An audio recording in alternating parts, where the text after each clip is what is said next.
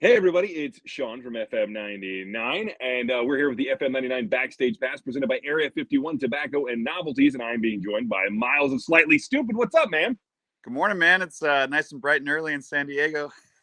I was going to say, where you're on your West Coast time, so for you, it's really just starting the day. Yeah, I mean, honestly, I got 3 kids, so our morning starts anyway. It doesn't really matter if you party till 3 or if you go to bed early. They're still getting up. So That's a fact, man. That's the thing you like when you don't think about is that the rock stars on the other side of the country still have to get up with their kids. Look, they're just like the rest of us. oh, come on now. Everybody goes through it. It's just a matter of how you handle it. That's very true. You guys are going to be in town coming up on August 4th at the Veterans United Home Loans Amphitheater here in Virginia Beach. And you're going to be touring, you're co-touring or co-headlining the tour with Sublime with Rome, which everybody's extremely excited for. But one of the cool things about this people may not know is I saw this is the first time that you guys have toured with Sublime with Rome. Yeah. We've never played with them except for festivals. We haven't gone on an actual tour together, so it's going to be great. We've already been talking just about things we're going to do on stage and maybe a couple songs together, and so it's going to be great, man. We're excited. Atmosphere is out there with us too in the movement. Lots of special guests too that we always bring in the summer. So we're really looking forward to it because we're moving to some bigger venues too, and I feel like it's just going to be a lot of energy on this summer, and we're excited. You said you guys are going to be moving in some bigger venues. Is there any? Do you feel any pressure with that, or is it just like, yeah, more people to come hang out and rock out? I mean, honestly, I've been in this band for so long. Like, we love to play. We'll play for 5 people. We'll play for 50,000 people. Like, we just love it. You know what I mean? This is what we have done our whole lives, and to us, it's. I look at more like a challenge. Like, hey, let's go crush these big venues because we're still an independent artist. We kind of pride ourselves with the organic fan base that we have, and it's really been a blessing. We're 25 plus years of touring, and it's just been incredible without like the corporate machine pushing you. So it's we're really stoked about the growth that we've gone along with all the stupid heads along the way. So it's been incredible. So we always just look at stuff as like the next challenge. Let's go. Let's do this. So I never actually learned the answer to this, and so I can ask you directly from the source: who came up with stupid heads? Um, I don't know who actually coined the phrase, but there's so many similarities between the deadheads and the stupid heads. Like, I think we were just noticing more and more, um, just people continuously showing up in different towns, the same faces for years and years and years. Now these same people bring their kids to the shows, so it's such an eclectic mix of age group and people in general. You'll find people that are newborns, and you'll see people 75 years old out there rocking. So it's so cool, man. There's something for everybody in what we do, and it's just we're lucky. Yeah, you bring that up. You've been doing this for so long. Like you said, you've been touring 25, plus years at this point. You started this band way back in the day, and when you were still a teenager, I think it was, right? You and Kyle got noticed by Bradley Knoll, right? Yeah, we were like 16 at the time, 15, 16 years old. Um, That's so it crazy was to me. rad, man. It's pretty incredible. Like Miguel and Brad kind of took us under their wing as kids and just kind of gave us some rad advice out of the gates just about how you tour and really earn your fan base, as opposed to just so many artists are created on the radio, where we actually went out to places where you'd play in front of security and the bartenders, and then they would tell Right, their yeah. friends like, hey, there was this killer band there that no one was there for, but you guys should come next time. And next thing you know, there's 10 people, there's 20 people, there's 40 people, and it just kept going and going and going. And now we're in our like 15th year or something of doing these outdoor amphitheater, kind of boutique amphitheater, all that stuff. And it's just rad, man. And summertime's so cool for everybody around. People deal with so many different weather variables throughout the year. So I feel like sometimes when you hit the Midwest all the way to the East Coast, people just wow out going, yes, it's on. We just dealt with 6 months of cold. We're rolling. We're tearing this party up. You're not kidding. You were talking earlier about how like summertime's like the perfect time and everything. And I'm thinking to myself, yeah, August 4th is kind of smack dab in the middle of the summer, man. Like that's like that's gonna be perfect when you all get here. Yeah, no, we're Um, stoked. We haven't been to Virginia Beach in a little bit either. So yeah, the last time you guys were here, I think it was were you in Portsmouth? Yeah. I want to say that was right. Yeah. So it'd be nice to have you guys back in Virginia Beach for a change. So you brought up being signed in high school. Did it register to you when you were 16 years old and you're being signed to a record label? I mean, granted, it was Bradley Knowles, but did you process that information, or was it just like, yeah, cool? I mean, I think it's a little more punk rock than that. Like saying like signed to a record label. It's kind Right. of Yeah. It was. a funny term because it was really a punk rock kind of handshake. Let's go. They were, we looked at them as kind of our idols. Like we would go surfing, bumping 40 ounces of freedom and that kind of stuff, before we knew them. And so to have, them in our corner and just support, it was rad. And literally if everybody saw, the fake nightclub that we recorded the first album in, if you actually saw how punk rock and gnarly it was, your idea of what being signed would be totally thrown out the window. You know what I mean? And it was so rad and cool, like just crazy nights and memories, and all the Sublime crew and Miguel, Opie, all those guys just hanging out while we're recording. It was really cool. So now in the beginning, it was just the three of you, if I'm not mistaken. And then as you've gone on, you guys have grown exponentially at this point. Was it always kind of the plan to add more musicians, or did that just kind of happen organically? Like you were like, it would really work for us if we had, more people to play all these different instruments and everything. Well, I think what happened was, just growing as musicians in general and people, we started out more of a punk rock band, kind of aggression towards the the authority kind of figure and all those kind of things. And I think just, evolving more with, everything that we listen to, because we play reggae, we play blues, we play funk, we play hip hop, we play punk rock, we play, folk rock, everything. So it's, jazz, it don't matter. We can play anything. And there's something for everybody at the shows. But I think what's funny is the band actually just touring with other bands, their key components, like their horns or their keys, would sit in with us, and we'd be like, wow, man, the band just sounds so giant when you have all this stuff. It sounds rad. And we slowly just started to kind of build like that. And I feel like just because we play so many different styles, it's almost like required now. You know what I mean? It sounds awesome. There's so many different directions we can go. And the guys in the band are great. We're kind of all over the country except for me, Kyle, and Rimo. Everyone else is kind of scattered, and AG is here too. But a lot of us are, on the East Coast. They're down in Miami, up, Boston, Rhode Island area. So it's pretty cool. We all get together and it's like, when you've been together with a band this long, it's like you never left. You could have 2 months off and everyone goes to see their families, and you get back and, your tour family you've seen them more than you've seen your own family in general anyway. So it's like you never really miss a beat, and we just have a blast. Right. Speaking of all the different instruments and how everything sounds, you guys have you guys also, a lot of you play more than one instrument. Yeah. Because one of the things you guys like to do is switch instruments. Well, I think we call it the swizzle on stage. And I think it's, that's kind of our thing. No one's really done it. Some younger bands are starting to do it. And I think it's pretty cool just because obviously we've been an influence on them, but it's something that's like people gear up for it, the shows and stuff. It's like a moment, multiple times a night. And it's fun for me and Kyle. We grew up together since diapers, and, we started this band in high school, and, we both play bass and guitar, and it just keeps it exciting. You know what I mean? It's something that we like to do. And I think it, there's something about it that people are really excited that when it happens. So, obviously we just keep doing it and enjoy it ourselves. Yeah, I was going to say it comes across as a little, I think if you're somebody watching, especially the first time you're seeing it, it's almost chaotic in a good way. You know what I mean? You're like, whoa, what's going on? And then, it just becomes so wild seeing everybody take on a different instrument. And really, when you stop and think about it, everybody's going to play that instrument a little differently than the guy before them. Yeah, of course. Everyone's dexterity is different, Right. So it changes the sound a little bit, makes it more interesting. I get it, man. It's a fun idea. I love it. You guys have worked, you talked about some of the people you guys have out as guests and whatnot when you go on tour and everything.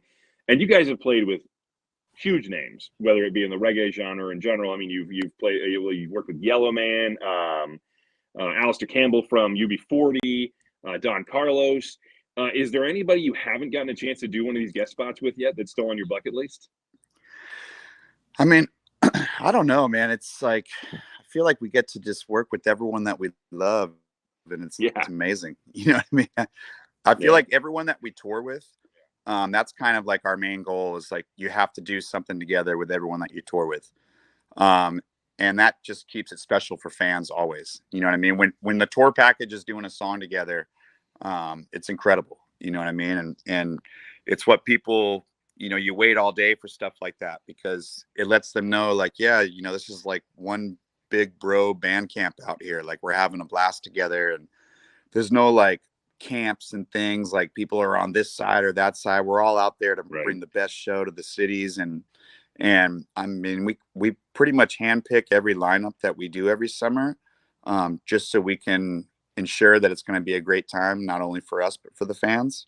And that's what makes it rad. You know what I mean? You kind of, we have the luxury of making sure that all of our boys, like every band we go out there with, is just a great time. And it's been a blessing, dude. It's honestly, I can't wait to do it again this summer. It's going to be ridiculous. We got a lot of good things brewing. We're working on a new album right now. I was just about to ask you about that. Yeah, I mean, we when when shit kind of, we've been on the road for so long, it was kind of nice to be able to have a little family time, all of us. You know what I mean? Yeah, People forget that we have families too, and we've been on the road for 200 days a year for forever. You know what I mean? And yeah, yeah. these last like 5 years, we kind of just like, all right, let's kind of gear up and enjoy some family time.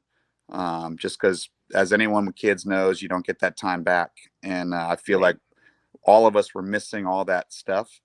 The firsts of everything, birthdays, holidays, and we were just like, you know what, we need to focus on that a little bit. And now our mindset is let's start working on the new album, and we've been working on it, but it's not ready yet. So we got some singles coming out, and we're excited. A lot of great guests on it, and just glad to be making music and getting back on the road. Is there any chance while you're touring that maybe we'll hear some of the new stuff? Oh, for sure. We started playing Okay. some of it. Yeah, we'll start. We always, first of all, love to play the new stuff before the record comes out, just because then it gets into people's ears. So when the record does come out, you're ready to roll and you're excited, and you know it's gonna be fun, man. We're excited, so we're taking our time and trying to make it right, and just gearing up for the summer tour. Right. You mentioned before that you guys have played big festivals and a lot of big shows. And I mean, the list of people you played those with have gone on and on. I mean, Dave Matthews, Snoop Dogg were some of the names I saw and was like, you know. From any of these shows, do you have any, like, your most memorable story about being somewhere and being like, holy crap, I can't believe we're on the same show as this person or as this Yeah, band? we played. There's a great festival in Gulf Shores called the Hangout Festival, and Hmm. we played 2 different years. And one of the years, it was like us and the Foo Fighters and CeeLo, like back to back to back, right on the beach. It was pretty ridiculous. And CeeLo showed up late, so the Foo Fighters came out and played this ridiculous cover set, like the greatest cover set you ever heard in your life. And we were just like, what? It was pretty pretty insane. So and then the other time Tom Petty was there and he played right after us. Our stages were facing each other. um and it was pretty incredible. That's got to be such a surreal moment. You just look over, oh, it's Tom Petty, no big deal. It's, Um, Hey, so are you still there? Sorry, I thought I lost you yeah, for I a got you. second. Okay. Something I wanted to ask you, just I like to have a little fun sometimes, is what's something like on your day-to-day playlist, something you listen to that might surprise people? I'm talking to um Miles from Slightly Stupid, by the way. I mean, I like a lot of like the oldies, like the Sam Cooks of the world, Okay. that kind of Right. stuff. I love old school rock and roll. Okay. um and I love hair metal. Like I grew up, I Hair love hair metal. metal. Like Motley Crue, Poison, those kind of bands. Those bands Right. were insane. Just they took steps. So I heard you say Motley Crue and some of those bands. We lost you a little bit there, but the big hair metal glam rock bands. oh, dude, it was such a great time in music. It was so just out of control. You're not only just musically, but visually. You're like, what? Like, Right. so, Yeah. You guys have, I mean, you have the stupid heads, like you said, fans that you see all the time. Some of them probably feel pretty connected to you, I'd imagine. Has anybody ever given you anything weird? Like a gift they made for you or something like oh, that? for sure. We've gotten a lot of stuff that I know they put their heart and soul into it, but there's been some funky stuff that's been made, but there's also been rad gifts like that we actually have at the studio still that were, benches or like, neon signs that were made or different things that are really cool. But yeah, we've gotten some funky things. I'm not going to throw anyone under the bus just because I still appreciate. I see. What's funny is I say weird, and I don't really mean weird. It's the word that comes to mind. I think the one I'm more looking for is like the most unique thing somebody's given you. You know what I mean? Like this. If I don't, let me see if I have this thing over here or not, or if it got put away. This guy made this guitar and he blew it out of glass. That's awesome. Oh, I wish I had dude. I'm not gonna go through all these guitar cases. Okay, I don't blame you. I trust you. But yeah, I trust you that but it's in dude, there. this guy made. I thought it was gonna be here, but let me double check. Yeah, no, it's not in here. Sorry, I'm in the studio right now. That's okay. Why. Sorry about that. But yeah, this guy. That's all right. Forget the company's name, but they made a guitar exactly like a replica of mine, same pickups, everything that I used, and the whole half of the guitar body was all blown glass. It was nuts. That's so cool. That's something I'd enjoy seeing. So if you stumble across it, you throw it on social media or something. Yeah, for sure. That sounds so cool. Oh, wait a minute. Oh, dude, I found it. Oh, wait. Oh, you found it? Yeah. Dude, sorry, I'm a little baked. Wait a minute. Let me see. You see that shit? Wow. Holy, that's cool as hell. Dude, I can't even imagine how much work went into that. Dude, nuts, right? That's insane. And then it used to have this hookup right here where it was a pipe. So you could smoke a bowl off of it. That's incredible. You could see there's like a long piece in there. I don't know if you could see it, but that was the pipe part, but it broke. Pretty cool though. Like showing that. That was cool as hell. A lot of thought went into that bad boy. Absolutely. So before I let you go, if for somebody who's never seen you guys live before, again, you guys are going to be here August 4th at the Veterans United Home Loans Amphitheater in Virginia Beach. Tickets are on sale now, by the way. For anybody who's never been to a show, they've heard about you, maybe some of their friends are into you. What can they expect? What are they going to get when they come see you? I mean, it's going to be a good time. We kind of pride ourselves in the live show, visually, musically, everything. Like we kind of throw everything into a melting pot of madness, and there's something for everybody. Doesn't matter if you like a certain kind of music. We usually play a little bit of everything, and people just rage, and vibes are great, and that's all I could say. Hey man, that sounds good to me. Like you said, it's a summertime show. Who doesn't want to go out and just enjoy themselves, enjoy the vibe, and have a good time? That Big sounds time. Awesome. Yeah, we're gonna have a blast. All the bands are dope. Gonna be a lot of collaborations. It's gonna be epic. Awesome. Well, again, thank you, Miles, for joining me on FM99's Backstage Pass, presented by Area 51 Tobacco and Novelties. It was an awesome talking to you, dude. I can't wait for you guys to get here in August. Hell yeah, Sean. Good to meet you, bro. Good to meet you, man. You have a great day. Stay safe. Thanks, man. You too.